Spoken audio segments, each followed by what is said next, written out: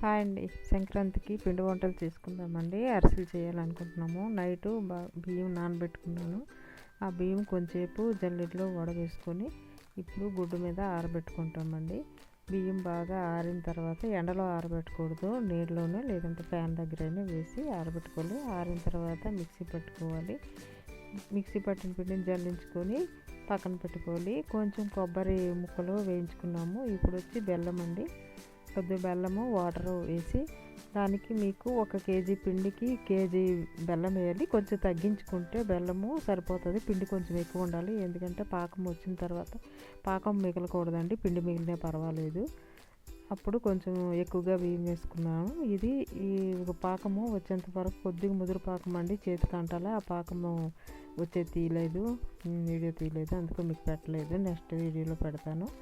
ఇప్పుడు ఆ పాకం అయిన వెంటనే కొంచెము 1 స్పూను నెయ్యి వేసుకుంటాము. కొంచెము నువ్వులు, కొబ్బరి ముక్కలు, తర్వాత శనగపిక్కలు అన్నీ వేయించుకొని వేసుకున్నానండి. ఆ తర్వాత పిండి దానికి సరిపోయినంత వేసి కొంచెం నెయ్యి మీద వేసి అలా మీద నెయ్యి రాసి కొంచెంసేపు మూత పెట్టుకోవాలి. వేడిగా నిప్పట్లో వేయొద్దండి. కొంచెం వేడిగా వేసామంటే అవి పురపురలాడిపోతాయి, కాబట్టి అలా వేయకూడదు.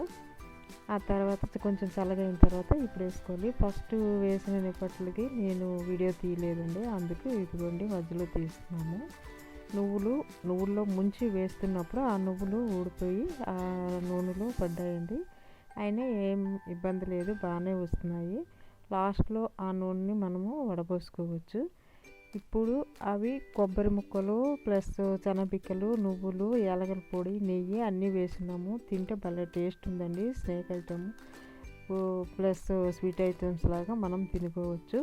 చాలా బాగున్నాయి. సంక్రాంతి పిండి వంటలు రెడీ అయిపోయాయండి. మీరు కూడా ట్రై చేయండి. ఒకసారి తిని టేస్ట్ చూడండి. ప్లీజ్ అండి, సబ్స్క్రైబ్ చేయండి.